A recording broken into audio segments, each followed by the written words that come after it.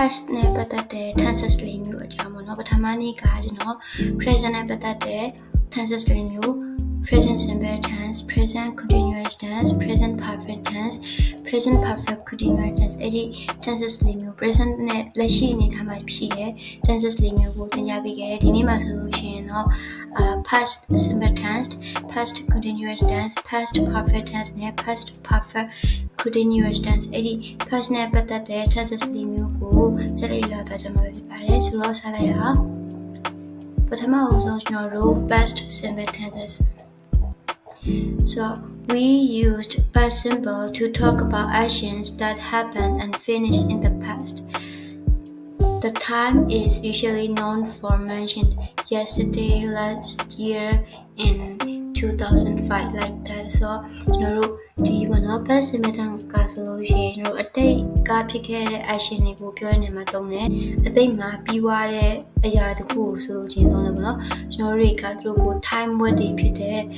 yesterday last year အဲ့လိုမျိုးဆိုတဲ့ this morning in 2005 so 2005ခုနှစ်ကအဲ့လိုမျိုးအတိတ်ဖြစ်ရတဲ့စကားလုံးတွေနဲ့တွေ့တုံးတယ်ဆိုတော့သူရဲ့ sentence structure ကိုလေ့လာကြည့်အောင်သူရဲ့ sentence structure ကတော့ရိုးရှင်းတယ် positive မှာဆိုလို့ရှိရင် subject plus past verb ကတော့ကျွန်တော်တို့ verb to ဆိုလို့ရှိရင်ဖြစ်တယ်ပေါ့နော် negative မှာဆိုလို့ရှိရင် subject plus did not plus verb 1 caution type မှာဆိုလို့ရှိရင်တော့ did plus subject plus verb 1 so is a message here I visited my grandmother last weekend ငါရဲ့အဖွားစီကိုလွန်ခဲ့တဲ့အပတ်ကသွားလိုက်ခဲ့တယ် She watched a movie yesterday သူမကမနေ့ညက movie ရုပ်ရှင်တစ်ခုကြည့်ခဲ့တယ်ပေါ့နော် They did not go to the school on Monday သူတို့ကတနင်္လာနေ့မှာကျောင်းမသွားခဲ့ကြဘူး Did you see the football match man ဘောလုံးအားကစားပွဲတစ်ခုကိုတွေ့သေးလားပေါ့ပြီးတော့ we ate dinner at 7 p.m. ငါတို့ညစာကို9နာရီမှာစားခဲ့တယ်ဒီထိတော့လက်ကိုရရှင်းနေတော့မှာပဲနောက်ထပ်ဆိုတော့နောက်တစ်ခုကတော့ past continuous tense we used past continuous to talk about an action that was in progress at a certain time in the past ကျွန်တော်ဒီထိနားလည်အောင်ရှင်းပြမယ်ဆိုလို့ရှိရင် action တစ်ခုဖြစ်တယ်အဲ့ဒီအရာကအတိတ်ရဲ့အချိန်မှာတည်တည်ချာချာဖြစ်ခဲ့တဲ့ certain time မှာအတိတ်တစ်ခုရဲ့စာတင်တိုင်းမှာဖြစ်ခဲ့တဲ့ဖြစ်ရတစ်ခုပြီးတော့ to describe a background action ကိုရည်ညွှန်းခြင်းနဲ့ဆိုလို့ရှိရင်လည်း past continuous tense ကိုသုံးတယ်။တို့ဒီမှာ example နဲ့ sentence structure ကိုဆက်လက်လာရင်ပိုပြီးရှင်းပါမယ်နော်။ဒီမှာဆိုလို့ရှိရင် positive အနေနဲ့ဆိုလို့ရှိရင် subject plus was were plus ing negative မှာဆိုလို့ရှိရင်တော့ subject plus was were and not plus ingပြီးတော့ question time မှာဆိုလို့ရှိရင် was or were plus subject plus ing နောက်ကကိုထည့်ချင်တဲ့ information ပေါ့နော်ဆိုတော့ example နဲ့ကြည့်ရအောင် I was studying when the phone rang ဖုန်းလာနေတယ်ဖုန်းကအတန်မြည်နေတယ်ဖုန်းလာနေတဲ့အချိန်မှာငါကစာလေးလာနေခဲ့တာအဲ့လိုမျိုးဆိုတော့ she wasn't listening to the teacher သူမရဲ့ဆရာမကိုနားမထောင်ဘူးမှာဆရာမတခုခုပြောနေတဲ့အချိန်မှာသူကဆရာမပြောနေတော့နားမထောင်နေခဲ့ဘူးအဲ့လိုမျိုးဆိုချင်တာ they were playing football at 5 p.m. တကြောက်ယောက်ကသူတို့ဘာလုပ်နေခဲ့လဲသူတို့ညနေကဘာလုပ်နေခဲ့လဲလို့မေးလာတဲ့ပုံစံမျိုးမှာသူတို့တွေကညနေ9နာရီကဘောလုံးကစားနေခဲ့ကြတယ်အဲ့ဒီအချိန်ကအဲ့ဒီအရာကိုတိတိကျကျလုပ်နေခဲ့တယ်ပေါ့နော်အဲ့လိုမျိုးဆိုလို့ချင်တာ Was he sleeping during the meeting သူ meeting မှာအိပ်ပျော်နေရလားဆိုတော့တို့ meeting ဆိုတာကတိကျတဲ့အချိန်တိကျတဲ့လုပ်ရမှာသူကအိပ်နေရလားဆိုတာကိုမေးတာပေါ့နော်We were watching a movie all evening. ငါတို့တွေကတညနေလုံးရုပ်ရှင်ကြည့်နေခဲ့ကြတယ်။ဒီတညနေလုံးဆိုတဲ့စာတင် time မှာအတိတ်ဖြစ်ကစာတင် time မှာကျွန်တော်တို့တွေက movie ကိုကြည့်နေခဲ့တဲ့လုပ်ရပေါ့နော်။ဆိုတော့အဲ့ဒီလိုမျိုးအရာရဲ့အတွက် past continuous tense ကိုသုံးပါတယ်။ဆိုတော့ဒီ past simple နဲ့ past continuous tense ကလွယ်ပါတယ်ဒါပေမဲ့ဘယ်ညမှာခက်လဲဆိုကျွန်တော် present မှာသင်ခဲ့ရတဲ့အတိုင်း perfect တွေပါလာလို့ရှိရင်တော့ခက်သွားပြီပေါ့နော်နည်းနည်းလေးခေါင်းရှုပ်စရာဖြစ်လာပြီအခုရောက်လာပြီပေါ့နော် past perfect tense So the past perfect tense မှာဆိုရင် we use past perfect to show that one action happened before another action in the past. So ပြောချင်တာပါလဲဆိုတော့အတိတ်မှာသူကဖြစ်ရနှစ်ခုဖြစ်တယ်ဒီအတိတ်မှာကျွန်တော်ထမင်းစားခဲ့တယ်ထမင်းမစားခင်မှာကျွန်တော်တခြားတစ်ခုကိုလုပ်နေခဲ့တယ်ထမင်းမစားခင်မှာကျွန်တော်စားဖတ်နေခဲ့တယ်အဲ့လိုမျိုးတစ်ခုဒီအတိတ်မှာဖြစ်ရနှစ်ခုရှိတယ်ပထမဖြစ်ရကဒုတိယဖြစ်ရမဖြစ်ခင်မှာဖြစ်ခဲ့တယ်ဒုတိယရဲ့အရှိရပထမဖြစ်ရပေါ့နော်အဲ့လိုမျိုးဆိုချင်တာ It is the past of the past of the past အတိတ်ဖြစ်ရရဲ့အတိတ်ဖြစ်ရအဲ့လိုမျိုးပေါ့နော်ပြောချင်တာဗျာကျွန်တော်အတိတ်မှာကျွန်တော်ခုနကတော့ထမင်းစားခဲ့တယ်ပေါ့အဲ့ဒီထမင်းအတိတ်မှာထမင်းမစားခင်ကကျွန်တော်လုပ်နေခဲ့တဲ့အရာကိုပြောချင်တာအဲ့ဒါကိုပြောချင်လို့ရှိရင် past perfect tense ကိုပြောမယ်ဆိုတော့သူရဲ့ sentence structure က subject plus had plus past participle က verb 3ကိုဆိုလို့ရှိနေတာပါဆိုတော့ negative မှာဆိုလို့ရှိရင် subject plus had not or hadn't ဒီဟာကဘိနာကလည်းအတူကောင်းလို့ဆိုလို့ရှိနေတာနော် plus verb 3 so question မှာဆိုလို့ရှိရင် had plus subject plus past participle verb 3ပေါ့နော် so example နဲ့ရှင်းကြည့်အောင်I had finished my homework before dinner. ငါရဲ့အိမ်စာကို dinner မစားခင်ညစာမစားခင်မှာပြီးခဲ့တယ်ခုနကကျွန်တော်ဆိုလို့ချင်းလို့ပဲပေါ့နော်ညစာစားခဲ့တာကနောက်ထပ်အတိတ်ကဖြစ်ရတဲ့ခုအဲ့ဒီအတိတ်ကဖြစ်ရတဲ့ခုမဖြစ်ခင်မှာဘာဖြစ်ခဲ့ရလဲဥပမာဘာလုပ်နေခဲ့ရလဲစာဖတ်နေခဲ့ရလားဓမ္မရုပ်ရှင်ကြီးနေခဲ့ရလားတခုပေါ့နော်ဆိုတော့ she hadn't seen that movie before သူမကအဲ့ဒီရုပ်ရှင်ကိုအရင်ကမကြည့်ဘူးသေးဘူးเนาะအခုဒီရုပ်ရှင်ကိုကျွန်တော်တို့ကြည့်ပြီးွားမျိုးလည်းဖြစ်နိုင်တယ်ဒါမှမဟုတ်ဒီရုပ်ရှင်အကြောင်းပြောနေမျိုးလည်းဖြစ်နိုင်မယ်เนาะဆိုတော့သူမကအဲ့ဒီရုပ်ရှင်ကိုအရင်တော့ကဒီဟာကိုပြောခင်တော့ကအရင်တစ်ခါမှမကြည့်ခဲ့ဘူးပေါ့เนาะအဲ့လိုမျိုးဆိုလို့ချင်တာ They had left when we arrived ဆိုတော့သူတို့ကထွက်သွားခဲ့ပြီငါတို့ရောက်တဲ့အချိန်မှာသူကထွက်သွားပြီဆိုတော့ငါတို့ရောက်ခဲ့တဲ့အချိန်မှာဒီအခုလက်ရှိအချိန်မှာတရားတရားပြင်ပြောနေတာငါတို့အဲ့ဒီကိုရောက်သွားခဲ့တဲ့အချိန်မှာအဲ့ဒီအတိတ်ငါတို့ရောက်သွားခဲ့တဲ့အချိန်မှာသူတို့ကထွက်သွားပြီအဲ့လိုမျိုးဆိုလို့ချင်တာ Had you ever tried sushi before last year ဆို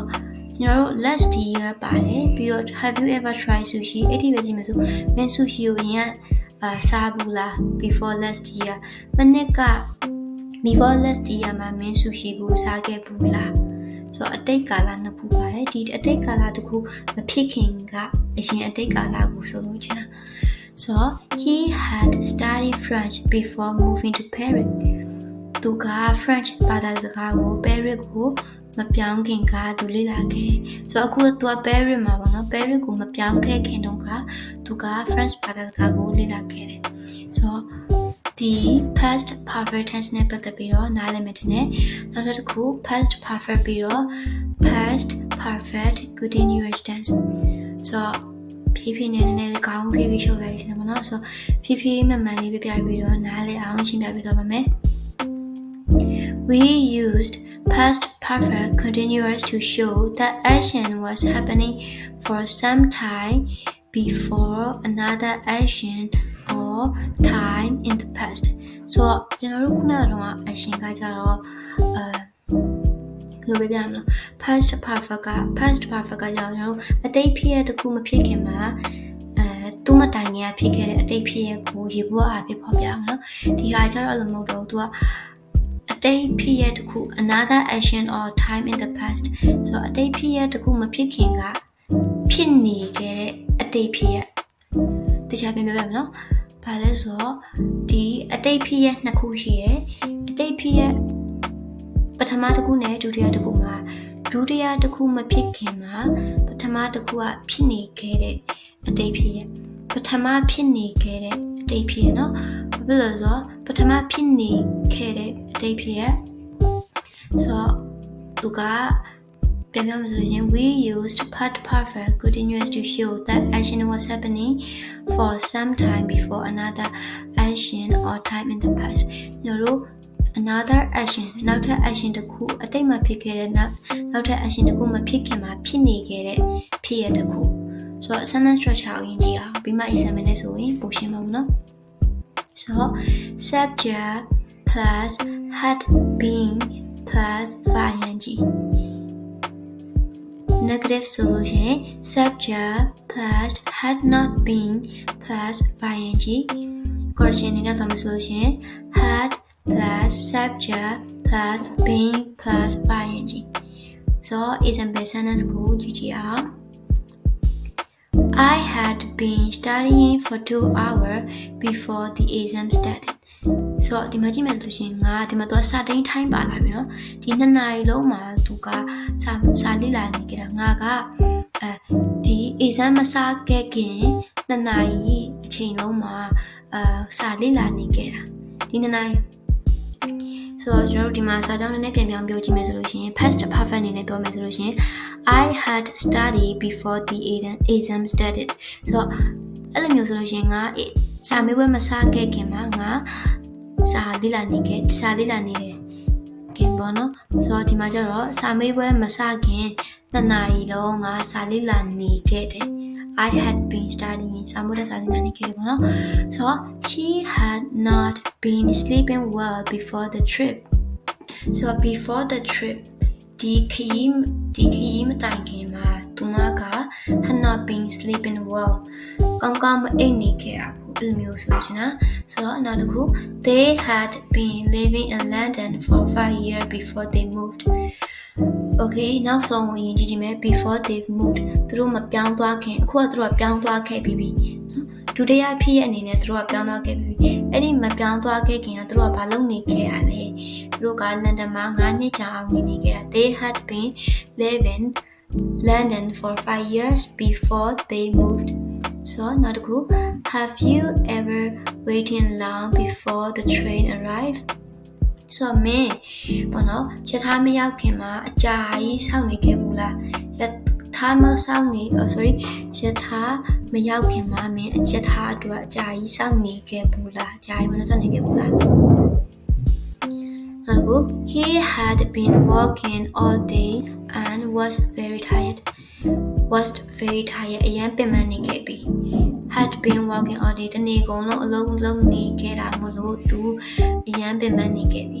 ဆိုတော့ဒီ past perfect tense နဲ့ past perfect continuous tense နဲ့ကိုနားလည်မှတင်တယ်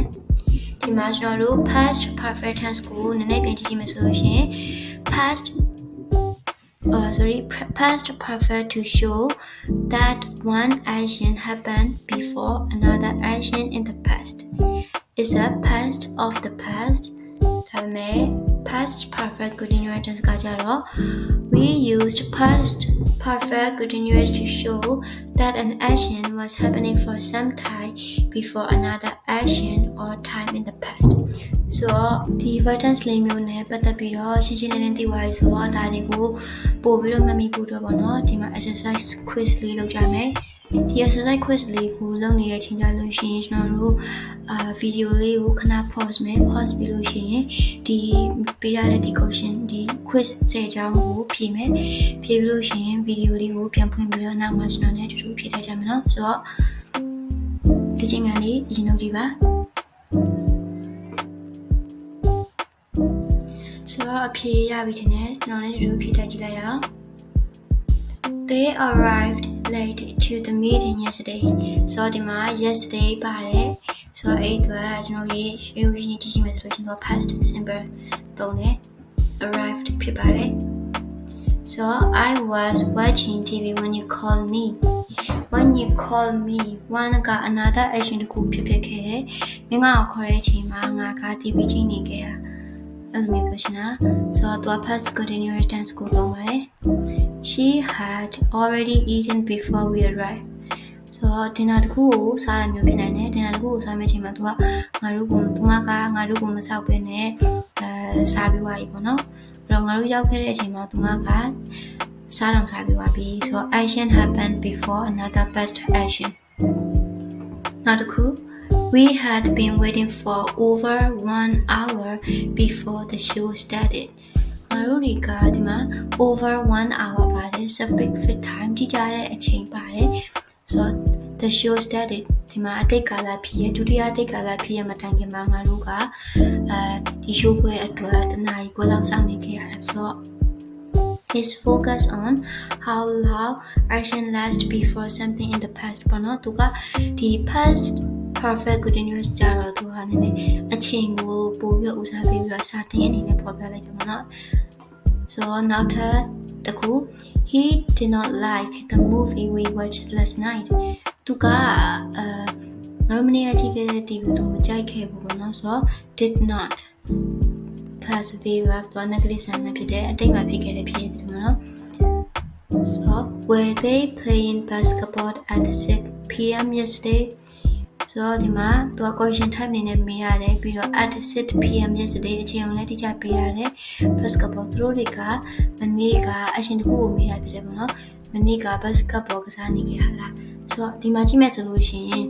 အတိတ်ကဖြစ်နေခဲ့တဲ့တိကျတဲ့အချိန်ကိုဖော်ပြပြီးတော့ဖော်ပြတဲ့အတွက် past continuous tense နဲ့သုံးတယ်အဲဒါကြောင့်မို့သူက past continuous tense ကိုဘာလို့လဲဆိုတော့သူကနောက်ထပ်ဖြစ်ရတစ်ခုမရှိဘူးဒီဖြစ်ရတစ်ခုကိုပဲမေးချင်တာအဲ့ဒီနောက်မှာဖြစ်ရတစ်ခုလာပေးရရင်တော့သူက past perfect continuous tense ပြောမှာပေါ့နော် so နောက်တစ်ခု by the time the train arrived we had left so ဒီမှာဆိုရင် we had left ငါတို့ထွက်သွားခဲ့ပြီဒီချက်တထားရောက်လာခဲ့ပြီးတဲ့အချိန်ကြတော့ငါတို့ကကြိုပြီးတော့ထွက်လာခဲ့ပြီပေါ့နော်အဲ့လိုမျိုးဆိုလို့ရှင်နော် one action finished before another action in the past နောက်တစ်ခု she looked tired because she had been studying all night သူမကအရင်ပြင်ပန်းနေတဲ့ပုံပေါ်တယ်ဒီမှာ all night ဆိုတဲ့အချိန်ပါတယ်တိကျတဲ့အချိန်လိုမျိုးပါတယ်ပေါ့နော် all night ဆိုတာပါတယ်အဲ့တော့ had been studying ဆိုတော့ past perfect continuous tense so show the cause of her tiredness by focusing on the ongoing past action ပေါ့နော်နောက်ဆုံးတစ်ခုမတိုင်ခင်ကိုမြောက်လာပြီပေါ့နော် I forgot my homework at home ငါရဲ့အိမ်စာကိုအိမ်မှာမေ့ခဲ့တယ်ပေါ့နော်ဆိုတော့ဒါက action တစ်ခုက finish ဖြစ်သွားတယ် past action တစ်ခုကိုဆိုလို့ချင်တာအဲ့လိုမျိုးသူ့နောက်မှာ action နဲ့တစ်ခုမပါနောက်ထပ် another action မပါဘူးနော်အဲ့အတွက်ရိုးရိုးလေးပဲတွေ့မယ်ဆိုတော့ forgot past simple နောက်ဆုံးတစ်ခု it was raining when I left the office အဲ့ဒီမှာငါရုံးပြင်ထွက်သွားတော့မိုးရွာနေခဲ့တယ်ပေါ့နော် so describe what was happening at the specific past moment ဖြစ်တဲ့အဲ့အတွက် past continuous tense သူထွက်သွားတဲ့အချိန်မှာအပြင်မှာမိုးရွာနေခဲ့တယ်ပေါ့နော်အဲ့လိုဆိုလို့ကျွန်တော်ဒီနေ့သင်ပြပေးခဲ့တဲ့ဒီ past နဲ့ပတ်သက်တဲ့ tenses တွေမျိုး past simple past continuous past perfect past perfect continuous tense ဒီလေးမျိုးလုံးနဲ့ပတ်သက်ပြီးတော့တခြားရှင်းလေးနားလည်ဝမျိုးထင်တယ်ကျွန်တော်အခုဆိုလို့ရှိရင် present နဲ့ပတ်သက်တဲ့ tenses လေးမျိုး past နဲ့ပတ်သက်တဲ့ tenses လေးမျိုးအဲ့ဒီရှင်းမျိုးကိုသင်ခဲ့ပြီးပြီပေါ့နော်ဆိုတော့နောက်ထပ် future နဲ့ပတ်သက်တဲ့